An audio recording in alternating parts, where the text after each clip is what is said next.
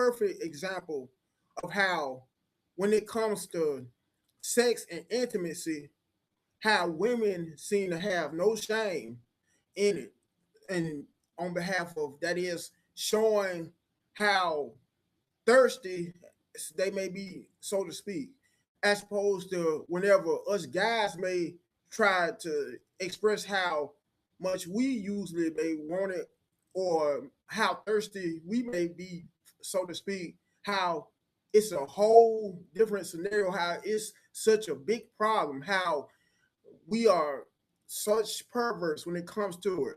When the same is very obvious or just as obvious about women. Don't believe me? Well, if you give me time enough to share my screen, I will show you exactly where I'm coming from. And this, by the way, clip will be on behalf of TikTok. So bear with me.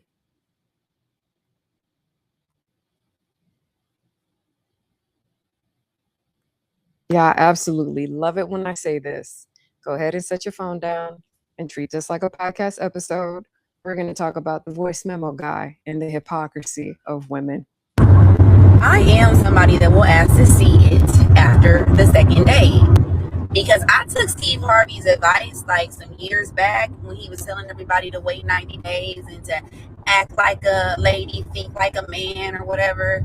And I took that advice. I was actually an overachiever. I went above and beyond and went past 90 days, and I was disappointed on that day. I was actually pissed off.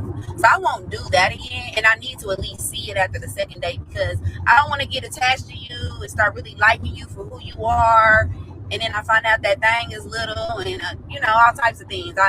It's all equally important to me. So yeah, I do ask to see it after the second date. Sometimes even after the first date. It could be a picture, it could be a video. I don't care, but I need to see it.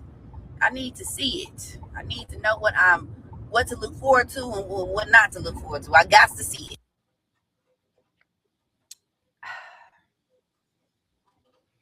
One thing about my page, I'm going to call out the hypocrisy of every single group that subscribes to identity politics, that weaponizes being marginalized and weaponizes systems of oppression and discrimination.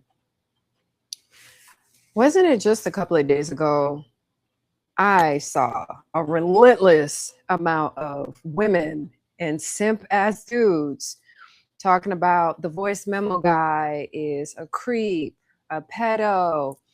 Oh man, y'all even went as far as saying that he was trying to inflict coercion, which it would be in your best interest to go look at the definition of what coercion is. Oh, that he was being manipulative, this, that, and the third, all because he says that by the second date, he wants sexual intimacy. So riddle me this, Batman. How is it that it's a problem for the voice memo guy to communicate his intent that he wants sex on the second date, but it's okay for that young lady to say that she wants to see it by the second date? It's the same thing. It's the same energy. I go into the comment section. Yeah, sis, you're right. I need to see it. I need to get a preview. I need to see what that thing do. Oh, y'all was celebrating her. Y'all were in agreement with her. But the voice memo guy, oh, he's a creep. He's a pedo. He's an abuser. He's a narcissist. There is never a dull moment on how hypocritical women are when it comes to the dating scene. And this is why I've said time and time again that the reason why the dating scene is filled with piss and shit, the reason why everything is just so trash is because of the women. Y'all make it so transactional. Just a couple of days ago, y'all were doing think pieces and video essays talking about some bullshit that didn't even happen. Because that conversation was a private conversation. It was not meant for the internet. Y'all sat there and tried to shame him because he was exercising what his intent was. He did it from a distance. He communicated what he wanted. If it wasn't what she wanted, it's okay. I didn't talk about the voice memo guy because I've been in that situation 1,000 times when I was out there dating. And this was like from when I was in my 20s all the way up until my 30s. I've had guys sit there and be like, hey, I want to have sex. Yeah, nah. The last conversation I had was with a guy. The date never happened because he was like, hey, I kiss on the first date. I don't kiss on the first date.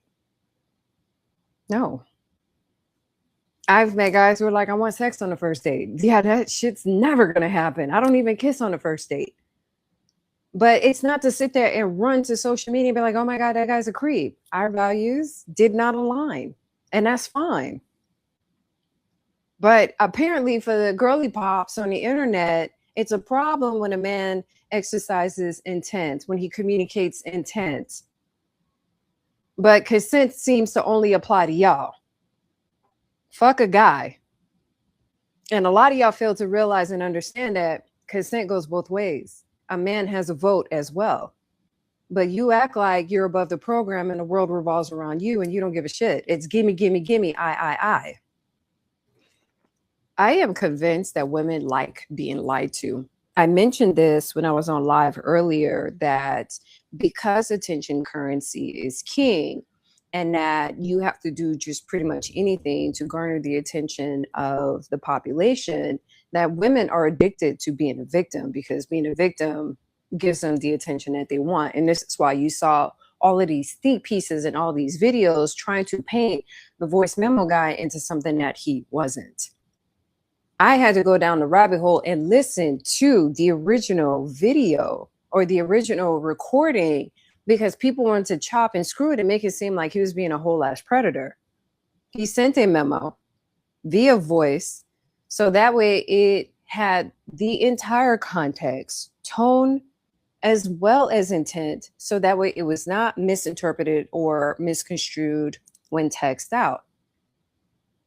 Quite frankly, he did it from a distance, so that way it didn't put any type of pressure. He wanted clarity, but apparently you ladies don't want clarity. And this is why I call out things like, oh, that dark romance shit. You don't want consent, because you want to put yourself in a predicament so that way you can run to social media and be a victim, so that way you can garner the attention and the followership, because attention is king. Then all of a sudden y'all want to try to push some type of e-course or some type of coaching guide, talking about, oh, I'm going to put together a meet and greet. Like, meet you for what? Because a lot of y'all don't have talent. You don't have merit. And this is why you put yourself in that situation. And that's why I say a lot of y'all are addicted to abuse and toxicity. Even the men will sit there and say that y'all are addicted to the chaos, because being a victim garners you that attention. Every day that I am on this app, social media has taught me more and more that y'all are rolling back and reversing the Me Too movement, because men are now seeing, and sane women are seeing, y'all intentionally put yourselves in these situations. Just not that long ago, I seen a video that was sent to me about a woman who bumped into a guy because she had intent on cutting in front of him, only to sit there and say, oh, he assaulted her.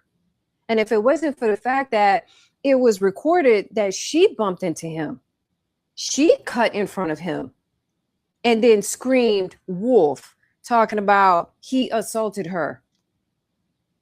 And y'all wonder why nobody believes women. Y'all brought that on yourselves. But the hypocrisy is disgusting. So it's a problem when he does it, but it's okay when you do it. And then you wonder why you'll never be upgraded from a situationship. You're such a victim. It's never your fault. Because for years, y'all have been spewing the same talking points. There's no way in hell millions of women have the same dating history. There's no way in hell millions of women have the same dating preference. Y'all regurgitate the same talking points over and over again. And when people clock your teeth, when people call you out on your bullshit, oh, you're tearing down a woman. You don't support women. You hate women. I have internalized misogyny. No, you're full of shit. And you're about to cause some serious problems later on. Because why would anybody ever believe you? Because you come up on the internet and you show us you're a liar, you're a manipulator, and you're the narcissist. And just like this beautiful sister gave her perspective on the hypocrisy of women, on how full of it so many women are. By her being a woman herself, might as well say you heard it from the horse's mouth, so to speak, on behalf of her, giving her perspective and showing the clip that she showed. And just like the woman in the picture clip, might as well say, if some of y'all may be over 41 years of age, y'all could relate to the picture on a lot of these old school big screen tube top TVs, if you catch my drift. Anyway, that particular lady, saying how she has to, after the second date, see what a man's looking like, how, or whether he's pretty well endowed or not, if you know where I'm coming from.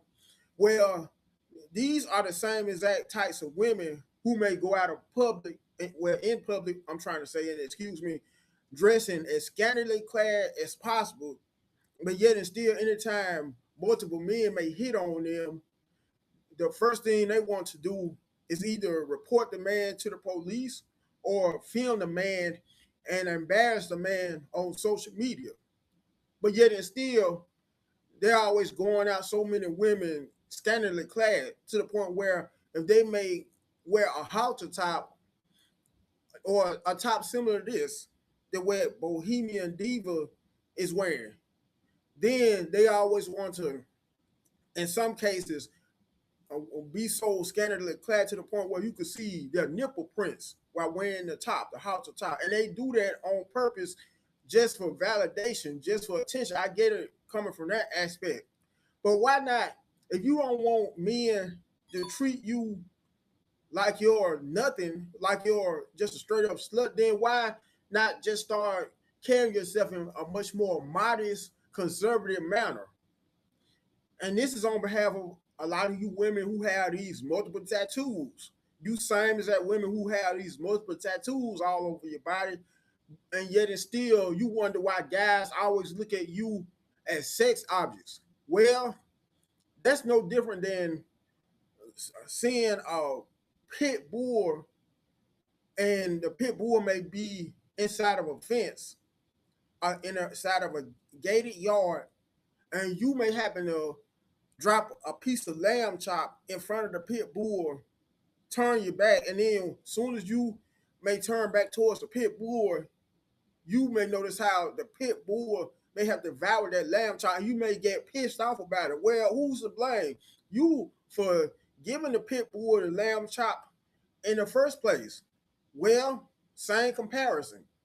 And this is on behalf of also how women, so many women always want to label a guy as either creeps or perverts.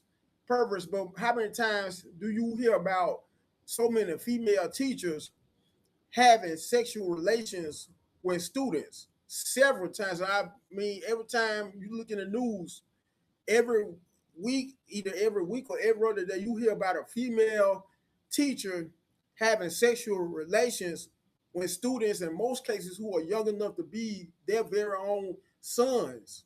But yet and still, they see nothing wrong with it. Women see nothing wrong with it, while they're going around always labeling us guys as creeps for always initiating intimacy with them. When, if you want to be technical, that's part of a man's nature anyway, to want intimacy with multiple women. That's just how us guys think. Anyways, make sure to like, share, comment, and last but not least, subscribe to the channel. And I'm out.